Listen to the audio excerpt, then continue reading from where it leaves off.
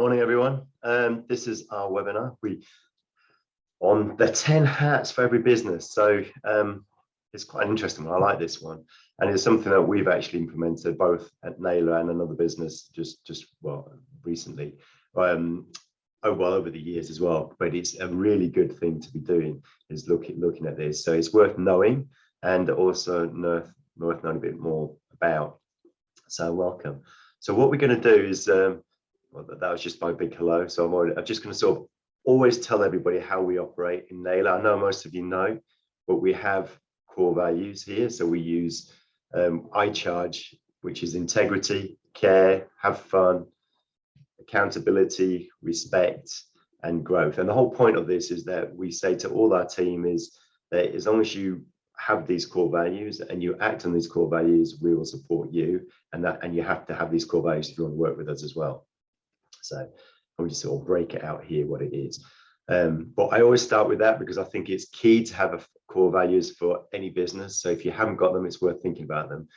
And we potentially will do a webinar on that at some point as well, if people are interested in core values, just knowing more about them.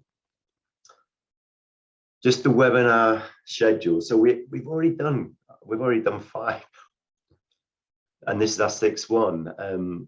So this is, so we've done quite a few already. I didn't manage to record all of them, only because I had what I call technical issues. I'm just checking now. I am recording. I believe I am. So the idea is that we do record these, and that means that we actually get them out to everybody else as well, if people don't make it, or if you want to show it to anyone else. And it's on our YouTube. We have a YouTube. It's not, amazing or anything, but it is on there. And we have all the stuff that we have done in the past as well, because we did loads during COVID and all the government stuff. Obviously, lots of those have changed all the way through anyway. That's why I had to do them weekly. Anyway, thought for the session basically is unless structure follows strategy, inefficiency results. That's Alfred Chandler. So structure, the plan, your plan and your structure is our link basically. And there's a couple of examples here. So if you have a great business plan, but perhaps you've got you've got really good sales going on, what happens to your when your sales go up, your debtors tend to go up as well. So then what you need to, and also you need to manage that. And then also you have stock, raw materials, and labor too need costs go up. So you need to make sure you then have enough cash flow. So then your cash flow. So in that situation, you need to have a strong finance department and strict terms of trade, and they're essential. So it's just showing you have a business plan, sales go up, but then you need to make sure that other things are operating, and that's your structure. Another example would be if you have just got no time, you tapped out basically, and your plan sort of reflects the desire just to have more worry-free time in your business, and spend more time with your kids or your family or hobbies or whatever, then having a clear sort of structure just enables you to delegate. So it delegates responsibilities to the rest of your team, and it frees up your time. It's not abdicating responsibility. There's a difference between delegation and abdication, because by abdicating, you're not actually having any responsibility. As the owner, you will have ultimate responsibility. We're delegating some of that responsibility to other people, but you're not abdicating it, you're just delegating it. There is a very sort of big difference there. Agenda. So this is the agenda for today. So the mindset is, when you're a leader, which you guys are, business leaders, because you basically own your business, but your mindset is a big thing. But it's not just your mindset, it's your teams as well that you operate with, and it's trying to get them on a good mindset as well. So I'll take you through a really simple model in a minute. The biggest thing, and here, so we're going to do quite a bit here. So freeing up time, the 10 hats for every businesses, the 4 key principles of an organizational chart, because there's just some quick ones there, the functions, roles, and expectations, and then potentially next steps for you. So the biggest thing that people have in any small business is what we call FTI, and I do mention this quite a bit. FTI is failure to implement. So what I'd like you to do throughout this is just, if you have actions, write them down. So try and write at least 3 actions down throughout this, because you should get some, even if it's just learning a mindset or actually having that mindset told to some of your team members as well. I normally use team members rather than employees, guys, as well. And there's a big reason for that. And I do it in Naylor as well. And the reason is that as a team player, you're all playing together. A team member, you're all together. As an employee, it's almost like employer, employee. So it's them and us. So I always use team member personally. It's not that you have to, but that's how I operate, because I like to everybody think that they're part of the team.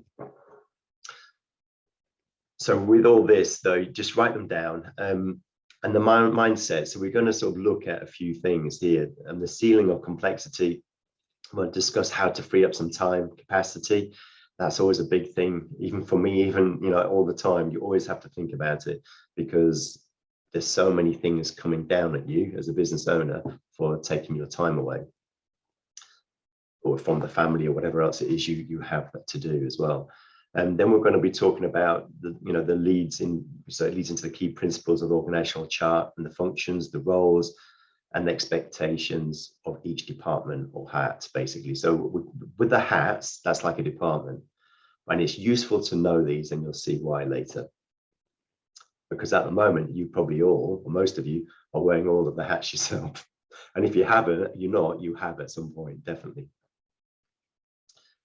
And then, so there's accountability time. Basically, just come away with 3 is really well worth it. I actually love this webinar. It's the one I really like doing. I like all of them, but this is one that I really do like and enjoy doing.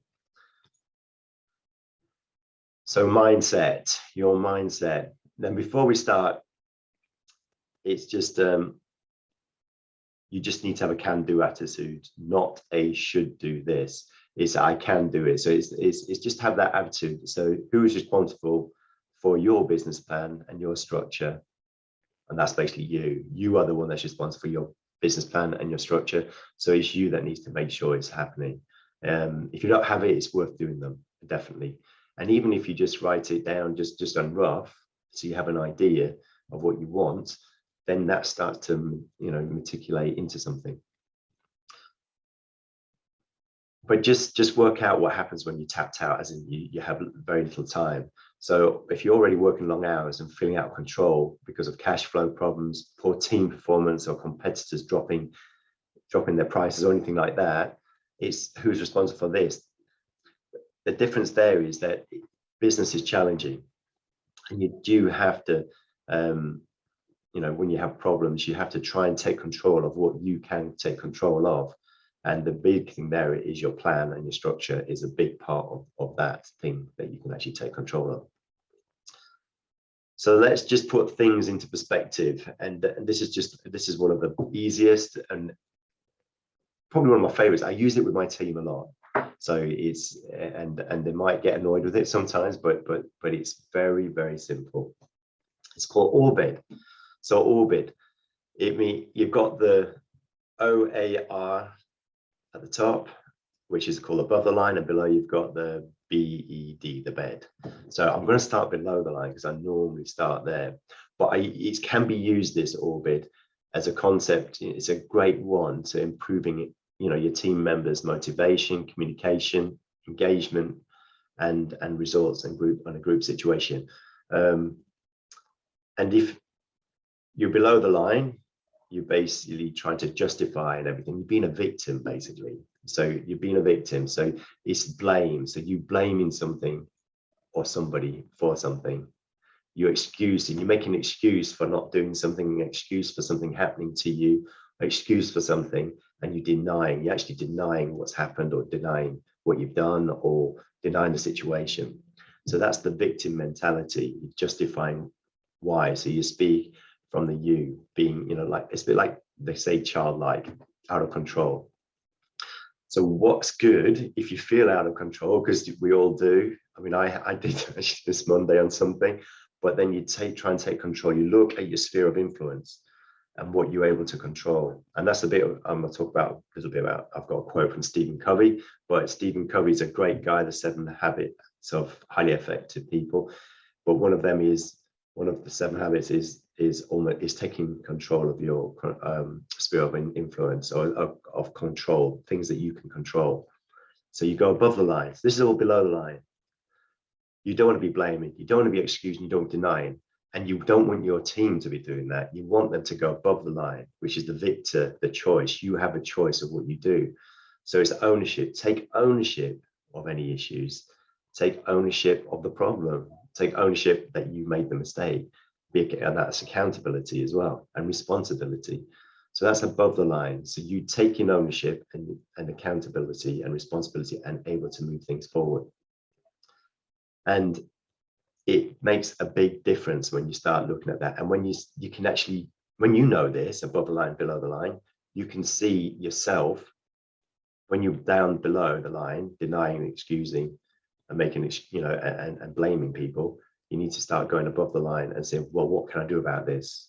How can I make things different? What can I do that makes it different? Yes, we're in this bad position. And yes, I may not be able to control all of this, but what can I control? What can I take ownership? What am I accountable to? Orbit. So this is Orbit. And if you want to share it, just put it in. I'm happy to share this definitely with you. So just let me know. Then we're just going to go into the next one after this. But yeah, so like I say, Stephen Covey, the 7 habits of highly effective people. And he always focuses on what you can control, which is basically this. We've actually got a Stephen Covey one later as well, another one of a matrix of his. This isn't his. So this is the ceiling of complexity. So it's another really important mindset in business to understand sort of how your business grows. And it's multiple ceilings of complexity. So the green line, that's the expectation. That's what everybody wants, just a small line. And I have these conversations with clients, especially when you're looking at suddenly going over the VAT threshold and you're a tradesman or somebody who deals customer to somebody as a customer rather than business to business, because the VAT suddenly increases your prices by 20%. I always say you've got to almost jump. It's going to go down before you can get back up. So your takings and everything's going to go down before you can start moving up again. And with that, you have to really want to get back up, because what you find is that the blue line is the reality where you go up and then you dip. So you have to get, you get burned out, basically. You have cash flow issues or anything like that. You might lose some clients, and then you sort of move back down, but then you have to move back up. If you want it, you need to grow and you want to do that. So then you start moving back up. And then you meet the next ceiling and it happens again. And I know some of you have actually done this on this, and it's not easy, but you have to want it. What I've found, and what you do find, is people go back down the curve. So they want to, I mean, this is just an example, but they get back registered, they go up the curve, then they suddenly realize, well, I'm not actually earning as much now. I've got all these other people working for me. I'm paying their salaries. I'm actually having to get work for them to pay them, but I'm not taking home as much. Now I need to get back up again there. Now, a lot of part of this is if you get the structure right and your business plan, you will. And you have to also have the drive. You don't want to get burnt out or lose cash flow, because cash flow and burnout is quite a big thing when you're starting to go up these curves. So what I find is that with some clients want to then go down the curve, lower the turnover, go below the VAT threshold and just stay there. And then they go back to just themselves, and maybe they're one other person in the business, and that's it. So we find that with tree surgeons, we find it with plumbers. I know we've got one of you on here, Frank, but we find it with a lot of trades, especially because it's hard work, but making sure that everybody is doing the same quality of work that you want to do. And that's another thing worth thinking about as well, which is all part of your core values, making sure you've got the core values there as well, that they espouse them at the same time. So this is just, so you can look for this. So you do have a choice, so you can look for the breakthroughs, or you can step back down the blue line. But fixing like your organizational structure, like I said, it's often like that is the breakthrough, and get you to the next level. So sometimes if you haven't got that structure, just doing that will actually help you get through. And that's why I bring in this, the C-level complexity, because it is, in a business, is really important. The 5 A's. So the 5 A's of change. So the first is you need to be aware that is what the actual current structure is, and what it is that's holding you back. So it's not always easy to see what's holding you back, and sometimes you need someone to point it out to you. But you need to be, as a leader, because you all are, you also need to be very self-reflective. So you have to let your ego go and just be very reflective. So what you want to be is you're basically serving everyone else, but you need to know your downsides and what's wrong with you, or not wrong with you, but what your weaknesses are, and what the things that you need to make better. So you need to be aware, and then you need to know if you need to work with the team better, get the team training better, the systems, or get set clear expectation, all that. Be aware what the issues are, not just you but also the whole of your business. Then we'll need to accept the change is needed. So this is a big thing that you find not everybody accepts it, and that's when you need to know and then be aware of it, and then need to accept the change. People don't like change. And then you must recognize what actions you need to take, basically, and then how to fix the structure. And that's why I've got this webinar, because part of those actions is fixing structure and making it easy for you to sort of move forward. And then we need accountability to complete the actions, and that's KPIs. It's commitment to actions, and sometimes having someone independent there just to help you get those actions done, because it does make you do it. And then lastly, you need to acknowledge of success. So what happens with all of us is that you go through your business and you may have lots of things happening, but what you don't always realize is that you're not where you want to be, but you don't realize what you've accomplished already. So you need to make sure you do achieve, and the success you do achieve, actually make sure that you celebrate them in any way you can, basically. So just reinforce behavior needed to continue, but that's not just you, that's the team as well, so that the team then help you move forward. So if you have the structure and you have all these people delegated to do tasks, you need to sort of do the successful, reinforce the successful behavior with celebrating success. So now we're just going to go back in a way to the issue of lack of time, and we're just going to cover that in another mindset, and it's more of a time management tool. So this is just another quote, and I love quotes. They're quite useful, so it gives you a bit of just a thought-provoking. So in truth, people can generally make time for what they choose to do. It is not really the time, but it's the will that is lacking. So a lot of the time it is, but you'll see in the next mindset matrix, basically, why that is really so good for this. And this is from Sir John Lubeck. He's died in 1913, but he won a Nobel Prize for literature, and he wrote Pleasure of Life in 1887. So quite an old quote. So we just, to control your business, you need to gain control of your time. And it's a really big issue for everybody in business, is your time. And I know some of you are good at that who are on this, and some of you may not be. And it's always an issue for me, time. So I'm sure it is for most of you. The Achiever Matrix. Now this Achiever Matrix is from somebody I love, and I'd recommend the book. He's actually died, but dead, but he wrote a book in 1989, Stephen Covey, and he created this, and it's from his book, The 7 Habits of Highly Effective People.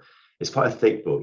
Audio is great as well. If you listen to audio, that's how I normally digest things, that and a Kindle, so I can actually take photos or read it or there if I need to as well, and I can then send it off to my team just to look at as well. So they probably get annoyed with it, but I quite like them engaging in some of the things that I do, and seeing why I'm going down a certain route or saying certain things, and how I would like them to sort of maybe look at thinking as well.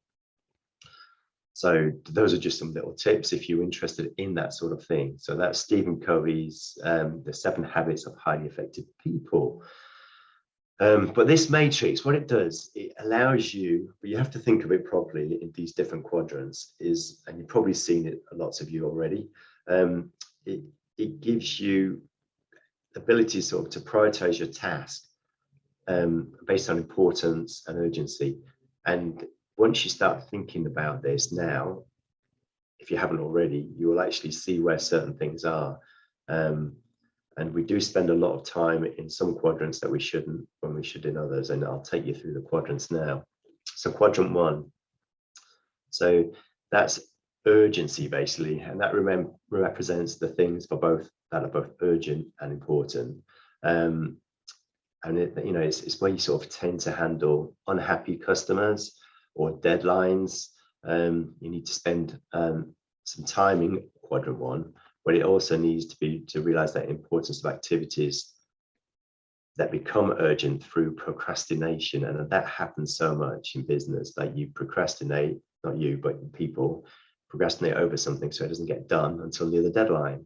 And then, or the customer gets annoyed, and then you actually have to do something about it. And then it goes into quadrant 1.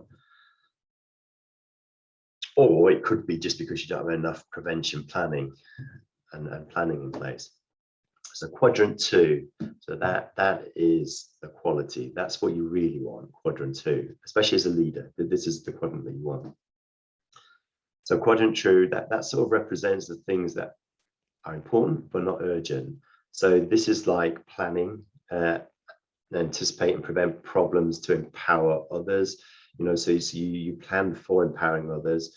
And develop our skills. So it's developing skills. It's doing this webinar. This webinar is actually, in my opinion, so I don't mean, but for you guys, it's a quality, because you're spending time. It's not urgent, but it could be important. To me, this is important to everybody to know. I like going over this again, this webinar, because it just reinforces all this to me again as well. So I hope you are sort of enjoying it and all taking notes of it.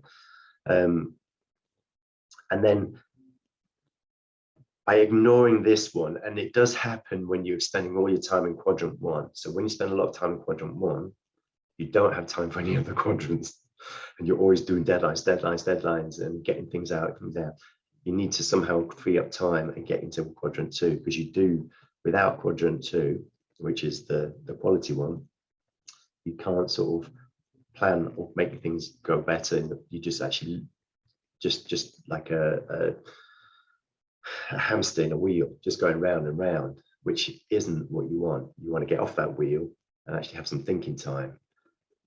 And there's another book about thinking time, but I won't go into that one as well. But it's but you do need to be thinking, and that is there, and doing things that you are, like the value clarification. Empowerment is a big thing for you to do, to get all these monkeys, well, not I say monkeys, but it's all these issues off your back and put them on somebody else's back. And you can only do that if you empower people. And that's part of that quadrant, making sure that you're happy to do that and they're trained enough to do it. Quadrant 3, that's deception. But your reception urgent but not important. That's why we call it, it's called, well, Stephen Covey called it deception. So it's the noise of urgency. So it's basically a noise there. So, importance is maybe lots of emails coming through. You think you have to answer them all at once, as soon as they come in, rather than sort of delegate a time in the diary to go through them later on. Obviously, there may be some things that are urgent, but then you can actually tell people that in the reply, I'm only looking at them at this time, otherwise call. That's one way of doing it. Or have a PA that can look through things, and then if there is urgent, they can tell you. That's another way. You may have so many calls, meetings, emails, drop-in visitors. They sort of fall into that category where you think it's all important, but it's not urgent. So it's important but not urgent. So, and just we sort of fool ourselves into thinking that we're in quadrant 1 when we're actually not. We're in quadrant 3. So that's one thing that's not always easy to be aware of, because you are sometimes deceiving yourself. I do that all the time. It's quadrant 4. I don't spend much time in this one myself, and I'm not sure if any of you do. But quadrant 4, but some of your team members may. So quadrant 4 is waste. It just basically represents not urgent and not important, and you shouldn't be spending time here really. But people do when they're getting weary. They're being tossed around, you know, from quadrants 1 and 3, and they just want to escape to quadrant 4 just for survival. So it can be quadrant 4. It's not really survival, but people think it is, but it's really deterioration, because you know you might feel okay, but it's empty time, and ultimately you're not satisfied normally in that quadrant, because it's just empty time. You're not actually really accomplishing anything. So you just have to be aware of that one, but also for your team members. So what's worth doing, I'm doing it now, is think back over the past week and which quadrants you were in and which ones you spent most of your time in. So it's worth just having to think about that, and how much you spent in quadrant 2 compared to, you know, and what was spent in, because what you'll probably find is you mainly in quadrant 3. You maybe quadrant 1, but maybe quadrant 3. And it just means you know, and if you are there in quadrant 3, it just means you're not spending your time in the quadrant of quality, which is 2, which you are at now, basically, and creating a business plan or organizational structure, or building deeper relationships with your clients, and growing the skill of your team, because those are the ones that are really important, to sort of make sure that you are preparing your business in a way that you can operate almost without you, but also that you're also having to go on holidays and things like that with as well, which is an issue sometimes for me and everybody, because sometimes you are the only one that can deal with things. The key is just learning to, you know, to see all activities in quadrant 3 in terms of how important they really are, rather than how important they appear at first glance. So you do need to sort of, everyone needs to look down how important they really are. And then we have to reclaim time. We lose to the deception of urgency. So we just need to make sure that we don't have that and spend the time in quadrant 2. So quadrant 4, we don't want to be spending time in, all the team. So that's more on time management. Now the 10 hats, this is one we were looking at. So the 10 hats, which, you know, for every business is the same as departments basically. And these 10 hats exist for every single business in some shape or form. And it's just interesting to think now on yourself, what hat are you currently wearing? And do you look like this person here, where you've got all hats yourself, or have somebody else got some of those hats? So it's just getting an organized structure that will allow you to give those hats to other people. And effectively by doing that, you also give the monkey on your back off to them as well. So the first one is the shareholder. And then the second one is director. And I'll go through in these more details in a minute what they are. And then the next one is leadership role. And then you have the product, services, and development. And then you have operations. And these are all sort of department areas. Then you have marketing. And you have sales, finance, HR, admin, and IT. So you have all these 10 different ones, hats. You could be wearing every single one now. And you probably are being a business owner. But it's a good, I mean, you're definitely all the shareholder anyway, but it's just good to know. And the shareholder funds the business, basically. That's the idea of the shareholder as the investor. And then all the rest here, but we'll go into that in more detail. So the 4 key principles. So before we sort of drill down into the functions and responsibilities of each of those hats, it's just worth sort of looking at the 4 key principles. And you don't want to forget these when you're developing your org chart, basically. So there's only ever one leader, and that's you, but there's only ever one leader of a business. But there's also one leader of each department. That's not you. It could be you, but it could be somebody else. And the reason why you have one person wearing the hat is that you know where the buck stops, and everybody below them knows where the buck stops and what their responsibilities are. So it's very key just to have one leader in each of those hats. And that could be you. You could have more people in one hat as well. And then as you grow, you can actually get someone else to have the other hat. But it's the way it sort of operates is everybody knows who they report to and whose accountability, well, what accountability lies with them as well. The responsibility on doing are not the same. Responsibility and doing are not the same thing. So what that means, it's very simple, is that you don't want bottlenecks. So if somebody has a hat, and that could be you, if the responsibility is all on you or all on somebody else, doesn't mean they have to do all those tasks under that hat, under that department. You can delegate those, so the doing gets done by somebody else. But ultimately, the responsibility is you, whoever's wearing the hat. So if it gets done, they need to be driving it with a person who's doing the task. So that's why it's interesting or good. You need to realize responsibility does not mean you have to do it. So in the HR, you may have a HR department, or I'm just saying HR. So the HR director or the manager, whatever you want to call them, has responsibility for recruitment, but they're not actually doing the recruitment.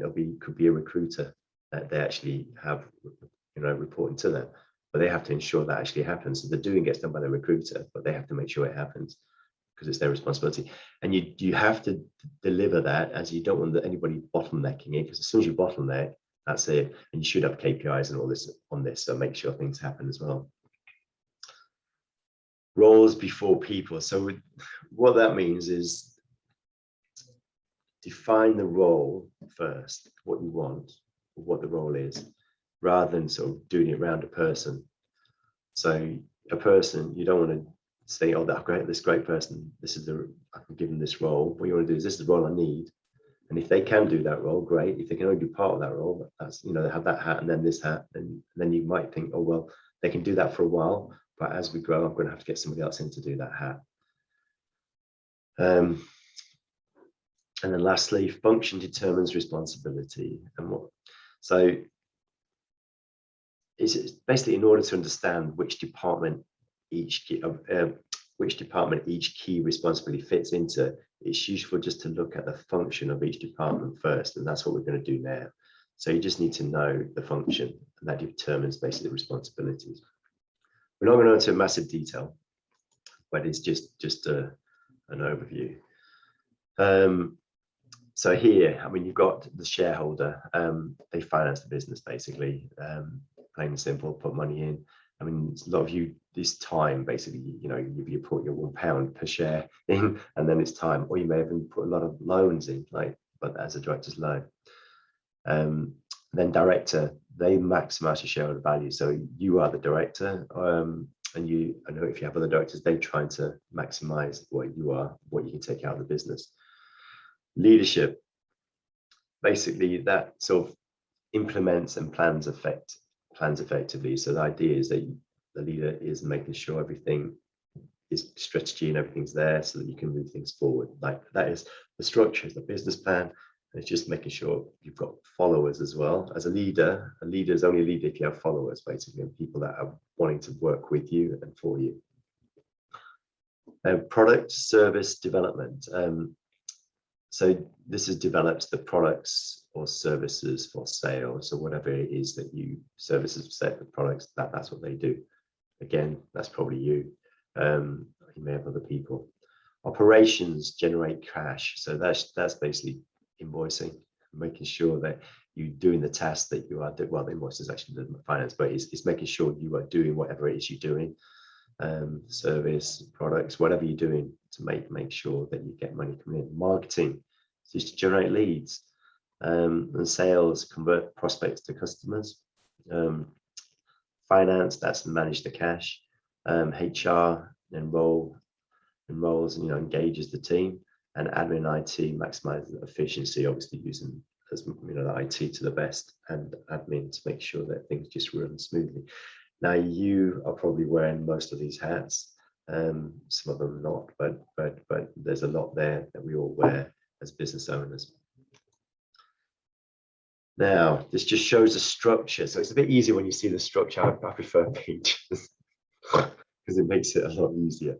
But here we've got the 10 hats, so I love the picture there as well, the guy balancing the hats. And I always think that's us business owners, you try and give the hats to other people as much as you can. So above the line, like I've sort of mentioned, that's a shareholder director, set direction, that's the strategic. Below is operational, so the leadership, making it happen effectively, basically. And then the department roles there.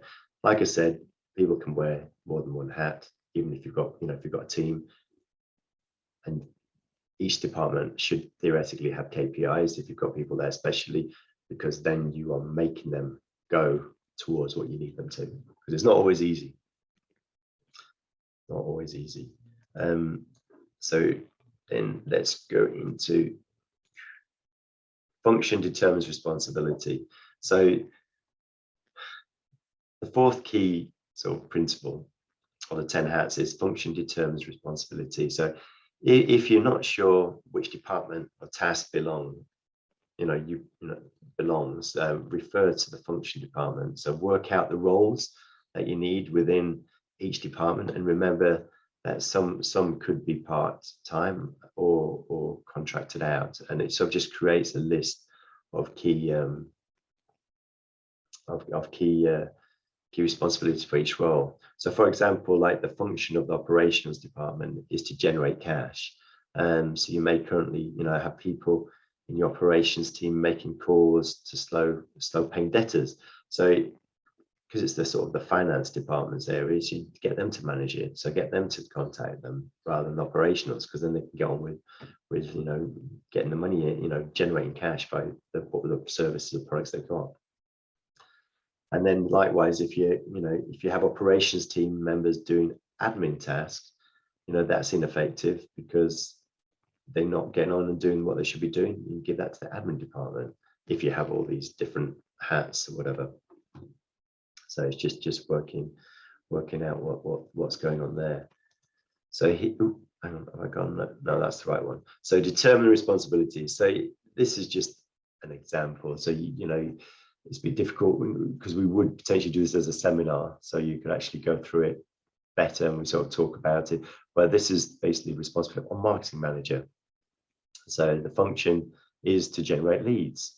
So you can see that here you've just got a job title. So you've got the responsibilities, marketing plan.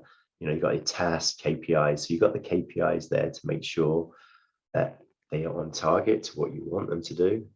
And it sort of drives, a KPI will drive somebody, and it's worth re-looking at them every 90 days just to make sure it's the correct ones. And then you can sort of move that forward. So key responsibilities are marketing plan, marketing campaigns, event campaign, internal and external brand development, and things like that. So you decide what they want and what they should be. But it's worth having, a JD, a job description, and then going through it like that. So we can look at sort of the marketing department, and so we've looked at that very quickly. I'm sorry, but we're sort of it's not worth going into too much detail unless we're all together. So just can you sort of start thinking? I mean, is how you do your team, you can help your team. So get a clear job description.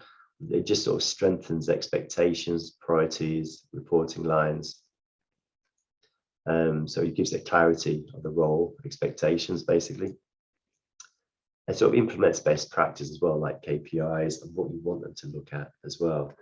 And no department gets neglected. So it's easy when you don't think of the 10 hats that you have a department which you sort of neglect. A lot of that is normally sales and marketing. potentially. So even if it's just doing something to move things forward, even if that's just referrals or however that works. So, and then business is more sustainable and can be scaled. So the whole thing is, if you have the departments, you have other people doing things potentially as well in the hats, it means you can scale easy as well. But even if you understand what's happening, and then less risk of burnout. Because if you delegate things and truly empower somebody, what that means is they will take those, as long as they're accountable and take ownership, which is above the line in the orbit, then you will free up time for yourself to focus on what you need to do, basically. So empowering the team is a big thing, and I've just done that with the team in Naylor so we've done effectively a merge with someone, and the idea there is that we've had to make them empowered because they're not used to it in the other company. So that we took, and there was a lot of bottlenecks. So by empowering bottlenecks, you actually create a better service as well, because it means that people get more communication, work gets done quicker, but you're empowering people. But by empowering them, you need to give them ability to work by themselves as well. And then identify the hats, that you can delegate basically, and it just increases efficiency, and it gives you a clear pathway to progression. And then problems don't all come to the leader. And that's what I'm saying, like bottlenecks. It means that you're not a bottleneck anymore, and that's the whole point. You don't want to be a bottleneck. You can help it. This is just workshops, 10 hats. I'm not sure if we're going to be doing these, but the idea is we'll be doing them potentially in the new year. But it's just by doing these workshops, if we get more people together, people want to come together, it just gives a deep insight into all this. It develops, your own org chart, but you can do all this yourselves as well. Just have a look, flesh out, 2 roles. So this is just something you can do by yourself. Know how to move forward, know all the remaining roles, and overcome the structural ceiling of complexity, which is the blue line, or the green line, which is the green line is what you want. But make a plan to free up your time. That's the big thing, to make a plan. So these are sort of steps that you can do to actually, we can facilitate this if any of you want it, but the idea is that you can actually do these yourself as well, as we can facilitate it. If we did facilitate it, it'd be worth having a chat. So the next steps, just say, because we're coming to the end now, guys. It's gone quickly for me, so I'm sorry. I've actually gone, it's 45 minutes nearly. So I hope it's been useful. And any questions, do pop them in, because we'll do them at the end. I should have said at the start. So just identify 3 actions that you'll take away, because there should be 3 here, and I hope you have it. Even if it's 1, I'm happy, but just as long as you get something out of it.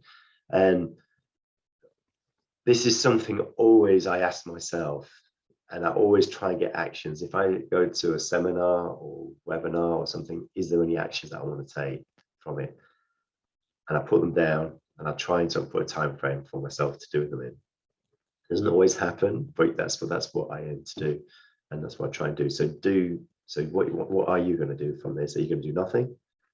And there's the retreats, you don't do anything at all. Go back to the normal amount of action, or take massive action. It depends where you are in your journey in your business as well, what you want to be doing, but it's always worth contemplating this, knowing about it, and always keeping it in your head. We will be rerunning these sort of webinars throughout, so probably once a year.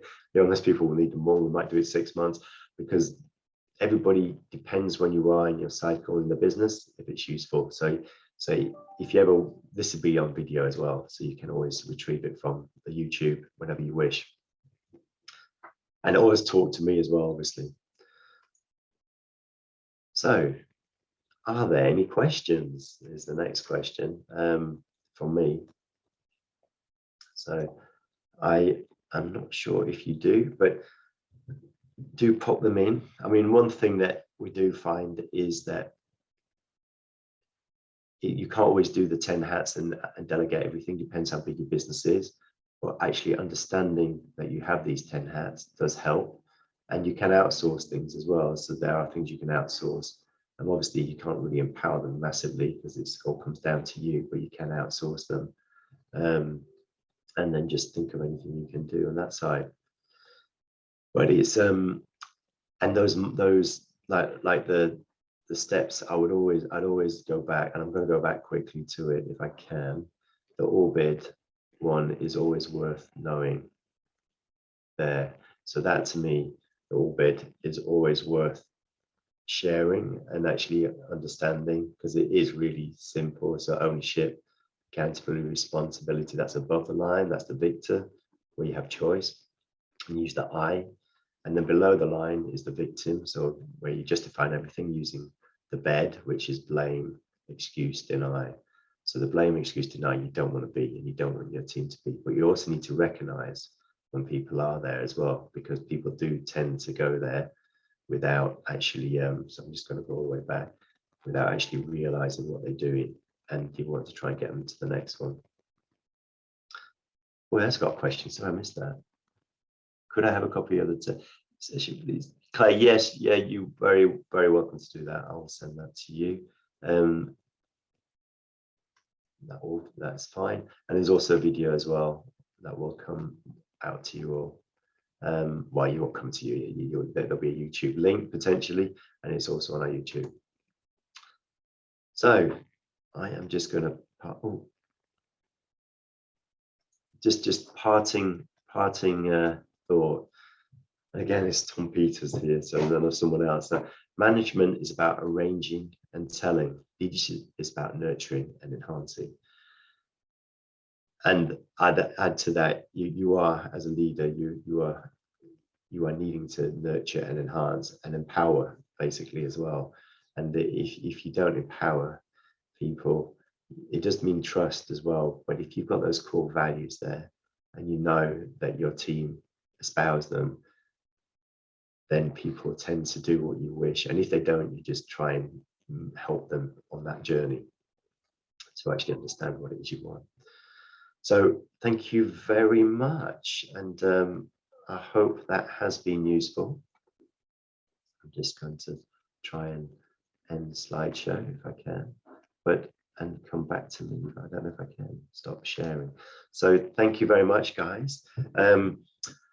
I hope it has been useful.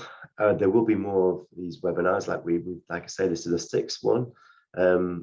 So we will be doing more. It is come up into our busy time, so I'm not sure how many we will be doing, but let me know if there is anything that you're interested in as well, guys. So we can always, just drop me an email. And if there's anything that you might want me to have a chat with, just drop me a line. All right, guys. And I'm very happy to talk about, we do workshops on the 10 hat, on the organizational chart. We potentially weren't going to run any straight away, but if any of you do really want it, then do let me know. All right, guys. Well, thank you so much for your time, and I hope it has been useful, and happy weekend. All right, take care. Bye.